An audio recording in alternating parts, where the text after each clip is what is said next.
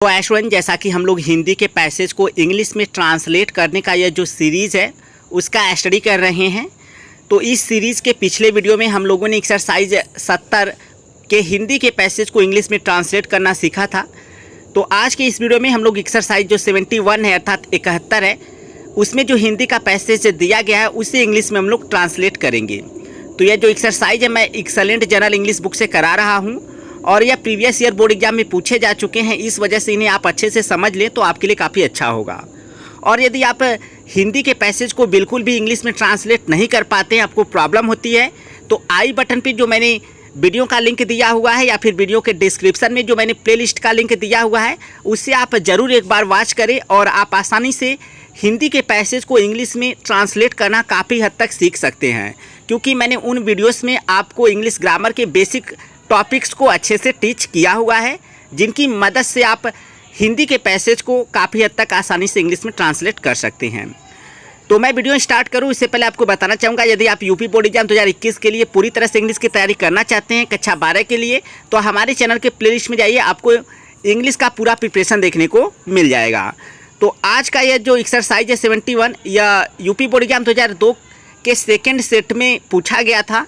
तो चलिए देखते हैं।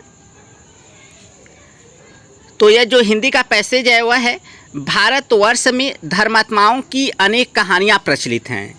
तो देयर आर मेनी स्टोरीज, बहुत सारी कहानियाँ हैं ऑफ ड्यूटीज, धर्मात्माओं की इन इंडिया मतलब भारत में, यानी धर्मात्माओं की भारत में बहुत सारी कहानियाँ हैं या फिर कहानियाँ प्रचलित हैं, ठीक है, ऐसे भी आप कर सकते हैं। इसके बाद उनमें से एक युधिष्ठिर की भी कहानी है, वन ऑफ देम, उनमें से एक इज मतलब है स्टोरी ऑफ युधिष्ठिरा, युधिष्ठिर की कहानी, आल्सो मतलब भी, यानी उनमें से एक युधिष्ठिर की भी कहानी है। इसके बाद है वह अपनी सच्चाई के लिए बहुत प्रसिद्ध थे, ही वॉज वेरी फेमस, वह बहुत प्रसिद्ध थे फॉर हिज ट्रूथ, अपनी सच्चाई के लिए। इसके बाद है महाभारत के युद्ध में अश्वत्थामा के मरने पर भी उन्होंने अपनी सच्चाई नहीं छोड़ी।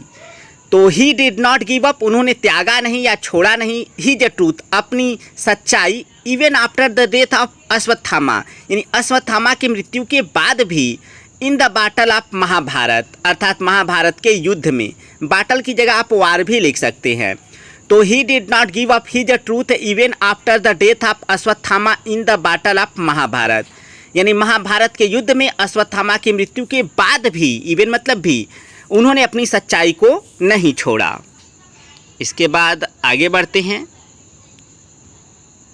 उनके जीवन में वफादारी का भी एक ज्वलंत उदाहरण मिलता है, अ विविड एग्जाम्पल, एक ज्वलंत उदाहरण ऑफ लॉयल्टी, वफादारी का, इज आल्सो फाउंड, पाया जाता है, आल्सो मतलब भी, इन हिज लाइफ, उनके जीवन में, यानी उनके जीवन में वफादारी का एक ज्वलंत उदाहरण भी पाया जाता है या देखने को मिलता है या फिर मिलता है।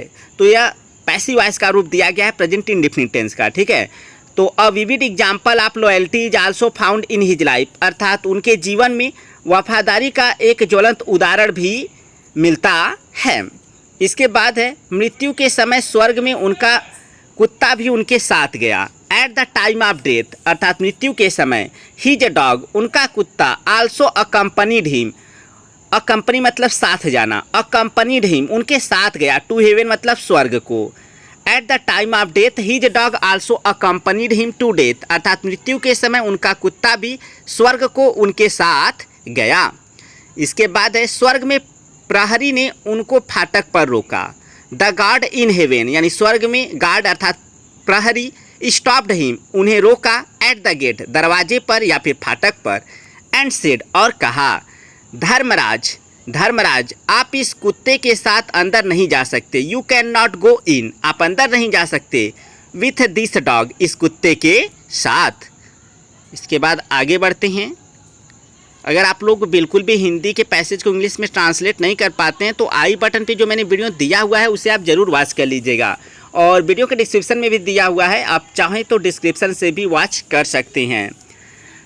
इसके बाद है युधिष्ठिर ने नम्रतापूर्वक कहा, युधिष्ठिरा सेड हम्बली, अर्थात युधिष्ठिर ने नम्रतापूर्वक कहा, मैं कुत्ते के साथ ही अंदर स्वर्ग जाऊंगा, I will go to heaven, अर्थात मैं स्वर्ग को जाऊंगा, विथ द डॉग, कुत्ते के साथ, अकेले नहीं, नॉट अलोन, अकेले नहीं। इसके बाद युधिष्ठिर अपनी बात पर अड़े रहें। युधिष्ठिरा मतलब युधिष्ठिर, रिमेन मतलब रहें, स्टिक मतलब कठोर या अड़े, ऑन हिज पॉइंट अपनी बात पर, युधिष्ठिर अपनी बात पर अड़े रहें। इसके बाद है प्रहरी की समझ में नहीं आया कि क्या करें। The God did not understand, अर्थात वह प्रहरी समझ नहीं पाया वाट ही शुड डू, कि उसे क्या करना चाहिए या फिर वह क्या करे। इसके बाद अंत में निर्णय युधिष्ठिर के ही पक्ष में हुआ। इन द एंड, अंत में, द डिसीजन वाज मेड, यानी निर्णय बनाया गया अर्थात निर्णय लिया गया in the favour of Yudhishthira, Yudhishthir के पक्ष में। इसके बाद है युधिष्ठिर के साथ उनके कुत्ते को भी स्वर्ग मिला। एलॉन्ग विद युधिष्ठिरा, अर्थात युधिष्ठिर के साथ ही जो डॉग, उनका कुत्ता, आल्सो गॉट भी प्राप्त किया, हेवन मतलब स्वर्ग, यानी युधिष्ठिर के साथ उनका कुत्ता भी स्वर्ग प्राप्त किया या स्वर्ग की प्राप्ति हुई या स्वर्ग मिला। तो स्टूडेंट्स, यह था एक्सरसाइज नंबर 71 अर्थात 71 का जो हिंदी का पैसेज था उसे मैंने इंग्लिश में ट्रांसलेट करके आपको प्रोवाइड किया। आई होप आपको अच्छे से समझ में आ गया होगा। और अगर आपको ये वीडियो अच्छा लगा हो तो वीडियो को लाइक करना मत भूलिएगा, इससे क्योंकि काफ़ी मोटिवेशन मिलता है आप लोगों के लिए डेली वीडियो प्रोड्यूस करने के लिए। तो इस वीडियो में फिलहाल इतना ही। उम्मीद करता हूँ आप लोग वीडियो को लाइक करेंगे और अपने उन फ्रेंड्स के साथ शेयर करेंगे जिनके लिए वीडियो यूजफुल हो सकता है। और यदि आप इंग्लिश की अच्छी तरह प्रिपरेशन करना चाहते हैं तो हमारे मोबाइल एप्लीकेशन नॉलेज बीम को प्ले स्टोर से जरूर इंस्टॉल कर लीजिएगा। तो इस वीडियो में फिलहाल इतना ही, मिलते हैं नेक्स्ट वीडियो में, तब तक के लिए thank you so much for watching this video.